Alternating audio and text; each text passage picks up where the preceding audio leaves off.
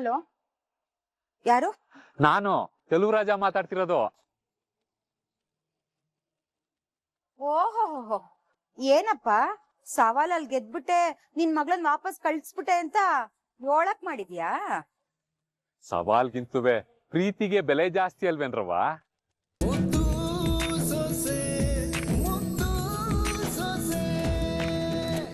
ನಿನ್ನ ಸಹಾಯ ಮಾಡಿದ್ಯಾವ್ರು ಅನ್ಕೊಂಡಿದ್ವಲ್ಲ.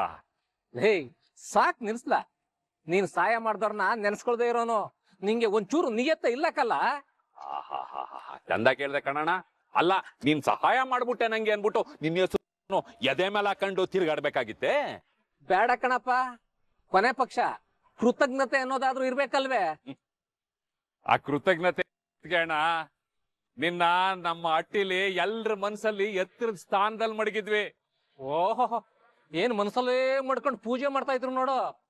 ನಿನ್ನ ಪೂಜೆ ಮಾಡ್ತಾ ಇರಲ್ಲ ಕಣಣ್ಣ, ಅದ್ಯಾವ್ರು ನಿನ್ನ ಹೆಂಡ್ರ ಮಕ್ಕಳನ್ನ ಸಂದಾಗಿಟ್ಟಿರ್ಲಿ ಅನ್ಬಿಟ್ಟು ದೀಪ ಚೆನ್ನಾಗಿ ಎಲ್ಲ ಬೇಡ್ಕಂತ ಇದ್ವಿ ಕಣಣ್ಣ.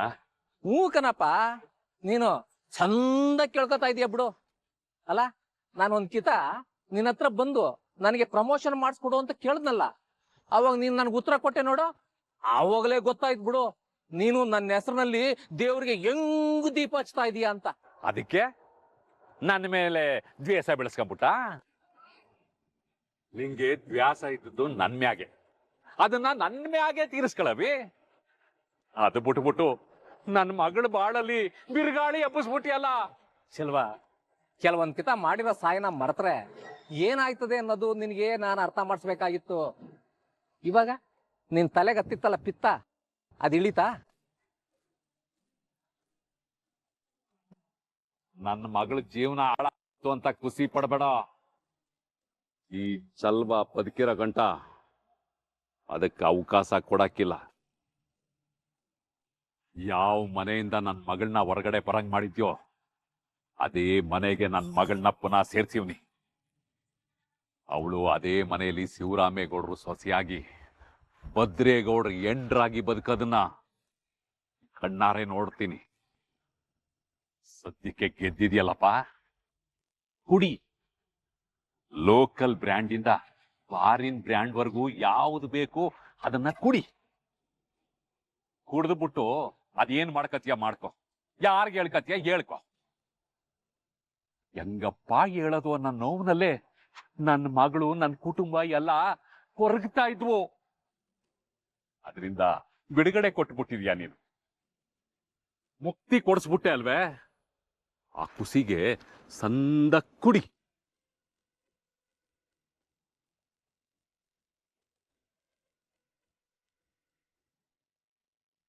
ನಿನ್ ಹೊಟ್ಟೆ ತಣ್ಣಗಿರ್ಲಿ.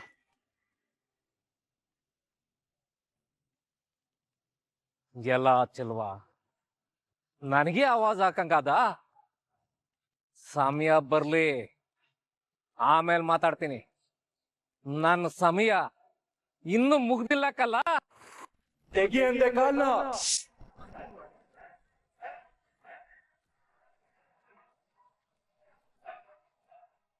ಚಿಕ್ಕಪ್ಪ, ಇವಳಿಗೂ ನಮ್ಗೂ ಸಂಬಂಧ ಇಲ್ಲ ಅನ್ಮೇಕೆ ಒಟ್ಟಿ ಗಂಟೆ ಯಾಕೆ ಕರ್ಕೊಂಬಂದ್ರಿ?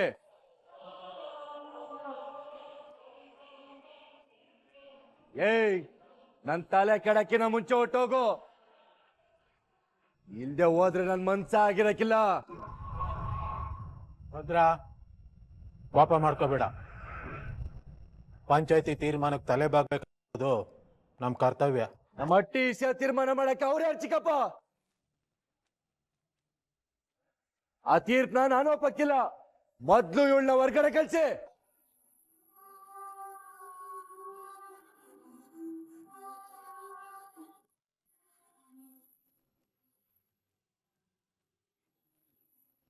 ಭದ್ರ, ಅಣ್ಣ ಎಲ್ಲಾ ತರದಲ್ಲೂ ಯೋಚನೆ ಮಾಡಿನೇ ಇದಕ್ಕೆ ಒಪ್ಕೊಂಡಿರೋದು. ಅದಕ್ಕೆ ನಾವು ಬೆಲೆ ಕೊಡ್ಲೇಬೇಕು. ಅದ್ರ ಬಗ್ಗೆ ಇನ್ ಚರ್ಚೆ ಬೇಡ. ಮುಂದೇನಾಗ್ಬೇಕು ಅದನ್ನ ನೋಡಿ. ಮುಂದೆ ಏನ್ ಮಾಡ್ಬೇಕು ಅನ್ನೋದೇ ತಾನೇ ಇವಾಗ ತೀರ್ಮಾನ ಆಗ್ಬೇಕಾಗಿರೋದು.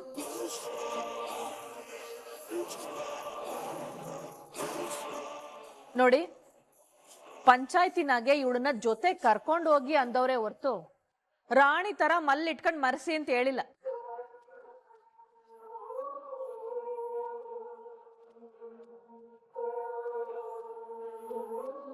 ಅವಳು ಮಾಡಿರೋದು ಅವಳಿಗೆ ತೆಪ್ಪು ಅಂತ ಅನ್ನಿಸ್ದೇ ಇರಬಹುದು. ಆದ್ರೆ ನಾವ್ಯಾರು ಅವಳನ್ನ ಕ್ಷಮಿಸಕ್ಕೆ ತಯಾರಾಗಿಲ್ಲ. ಕ್ಷಮ್ಸಕ್ಕೆ ಇವಳೇನ್ ಮಾಡಿರೋದು ಸಾಮಾನ್ಯವಾದ ಕೆಲ್ಸನೇ ಅದ್ಗೆ. ಅಣ್ಣ ಕರ್ಕೊಂಬಂದಿರ್ಬೋದು, ಆದ್ರೆ ಇವಳು ಮನೆ ಒಳಗಿರಕ್ಕೆ ನಾವ್ಯಾರು ಒಪ್ಪಕ್ಕಿಲ್ಲ.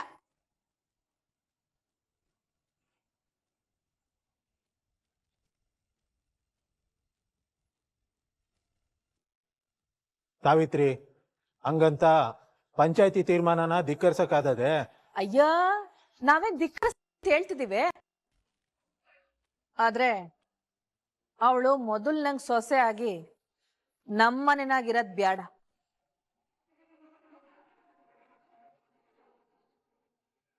ಅವಳ ತೆಪ್ಪಿಗೆ ಶಿಕ್ಷೆ ಆಗ್ಬೇಕು. ಅದ್ಕೆ ಮನೆ ಕೆಲ್ಸದವಳಾಗಿ ಈ ಅಟ್ಟಿ ಒಳಗ್ ಬರ್ದಂಗೆ ಈ ಅಟ್ಟಿನಾಗೆ ಯಾವ್ದಾದ್ರೂ ಒಂದ್ ಮೂಲೆನಲ್ಲಿ ಬಿದ್ದಿರ್ಬೇಕು.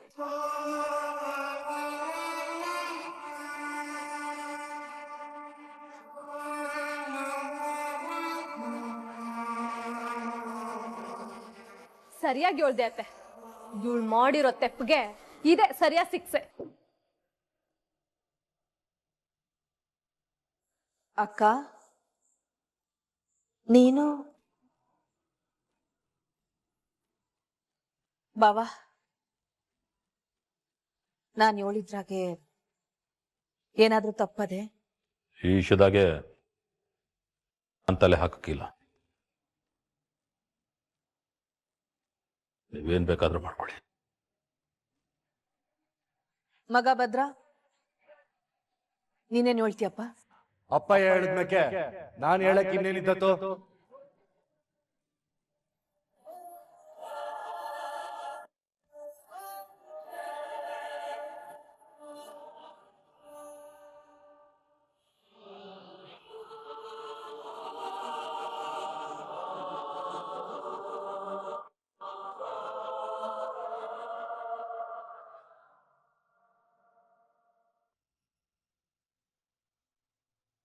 ಏನವ್ವ ಮುದ್ದು ಸೊಸೆ?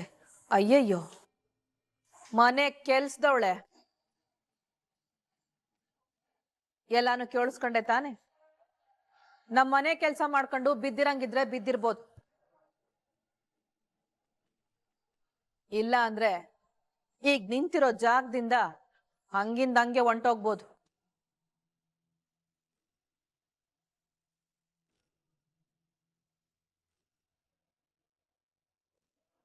ಏಯ್, ನಿನ್ನೆ ಕೇಳ್ತಾ ಇರೋದು.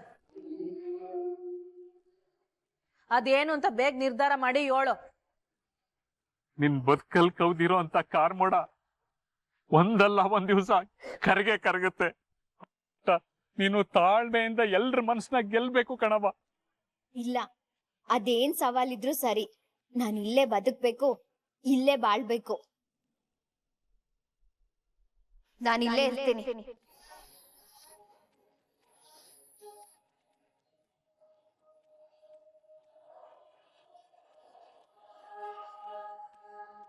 ಲೇ ಕ್ವಾಟ್ಲೆ, ಆಚ ಕಡೆ ಇರೋ ಶೆಡ್ ತೋರ್ಸ್ಲಾ? ಇನ್ಮ್ಯಾಕೆ ಇವಳು ವಾಸ ಶೆಡ್ ಅಲ್ಲಯ್ಯ.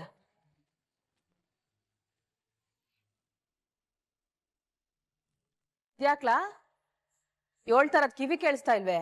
ಸರಿ ಚಿಕ್ಕತ್ತೆ.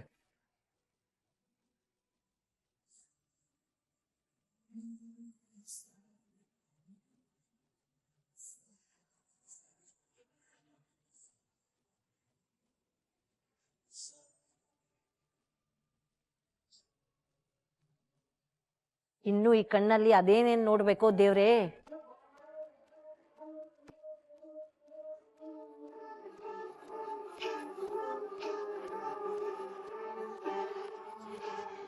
ಆಹಾಹಾ, ಅದ್ಗೆ ನಿನ್ ತಲೆ ಅಲ್ಲ, ಈ ಕ್ರಿಮಿನಲ್ ತಲೆ ಅಂತಾರಲ್ಲ ಅದು ನಿಂದು. ಸೂಪರ್ ಅದ್ಕೆ ನೀನು.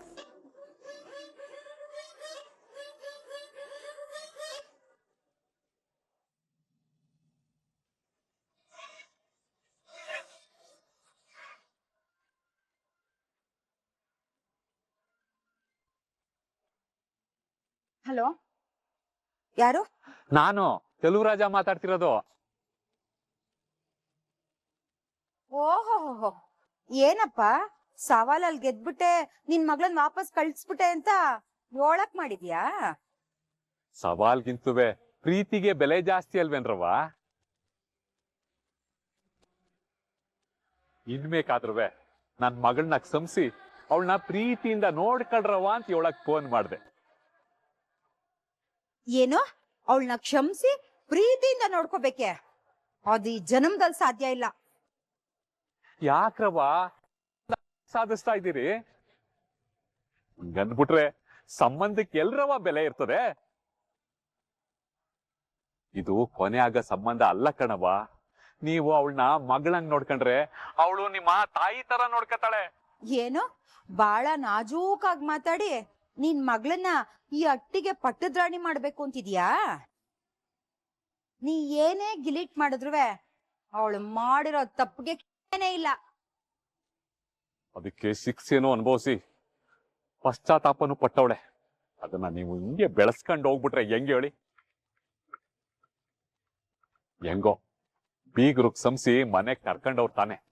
ಏನೋ ಪಂಚಾಯ್ತಿ ಸೇರ್ಸಿ ನಮ್ಮ ಅಣ್ಣನೇ ಅವಳನ್ನ ಈ ಅಟ್ಟಿಗೆ ವಾಪಸ್ ಕರ್ಕೊಂಬರಂಗ್ ಮಾಡಿದೀನಿ ಅಂತ ಬೀಗ್ಬೇಡ. ಅವಳನ್ನ ಯಾವತ್ತು ಈ ಮನೆಯಲ್ಲಿ ಬಿಡಕ್ಕಿಲ್ಲ. ಅಲ್ಲ ಕಣ್ರವ್ವ, ನನ್ಗೆ ಎದೆ ಸೀಳಿದ್ರೆ 3 ಅಕ್ಷರ ಇಲ್ಲ. ಈಗ್ಲೂ ಎಬ್ಬೆಟ್ಟು ಹೊತ್ತ ನಾನು ಅಂತವನೇ ಸವಾಲ್ ಹಾಕ್ತು. 48 ಗಂಟೆ ಒಳಗಡೆ ನನ್ ಮಗಳನ್ನ ನಿಮ್ ಮಟ್ಟಿ ಸೇರ್ಸಿದೀನಿ. ಮಗಳಾಗಿ ಶಿಕ್ಷಣ ಕೊಡ್ಸಿದೀನಿ. ಅಂತದ್ರಾಗೆ ಅವಳು ಇದನ್ನೆಲ್ಲ ಸಹಿಸ್ಕೊಂಡು ಇರ್ತಾಳೆ ಅನ್ಕೊಂಡ್ಬಿಟ್ಟಿದ್ದೀರಾ? ನನ್ ಮಗಳಿಗೆ ನನ್ನ ಧೈರ್ಯ ರಕ್ತದಲ್ಲೇ ಬಂದಿದ್ರೆ ನನ್ನ ಹೆಂಡ್ರು ಅವಳಿಗೆ ವಿದ್ಯೆ ಕೊಟ್ಟವಳೆ. ಅವಳು ತನ್ನ ಗಂಡಂಗೆ ನಿಮ್ ಮಗಳ ಮದ್ವೆ ಮಾಡಿದ್ರೆ ನೋಡ್ಕೊಂಡು ಸುಮ್ಕೆ ಇರ್ತಾಳೆ ಅನ್ಕೊಂಡ್ಬಿಟ್ಟಿದ್ದೀರಾ? ಏನೋ ನಮ್ಗೆ ಸವಾಲ್ ನನ್ ಮಗಳ ಮುಂದ್ಬಿಟ್ಟೆ ಸವಾಲ್ ಹಾಕಕ್ ಹೋಗ್ಬೇಡಿ ಅಂತ ಹೇಳ್ತಾ ಇದ್ದೀನಿ. ನೋಡ್ರವ, ನನ್ನ ಮಗಳು ವಿದ್ಯಾವಂತೆ, ಧೈರ್ಯವಂತೆ. ಅವಳಿಗೆ ಅವಳ ಬಾಳ್ನ ಸರಿ ಮಾಡ್ಕೊಳ್ಳೋದು ಹೆಂಗೆ ಅಂತ ಸಂದಾಗ್ ಗೊತ್ತು. ಅವಳಿಗೆ ಅವಳ ತವ ಪಿರುತಿಯಿಂದ ಇದ್ರೆ ಪ್ರಾಣ ಬೇಕಾದ್ರೂ ಕೊಡ್ತಾಳೆ. ಅದೇ ಸವಾಲು ಅಂತ ನಿಂತ್ರೆ ನಿಮ್ಗೆ ಕಷ್ಟ ಅಂತ ಹೇಳ್ತಾ ಇದ್ದೀನಿ ಅಷ್ಟೇಯ.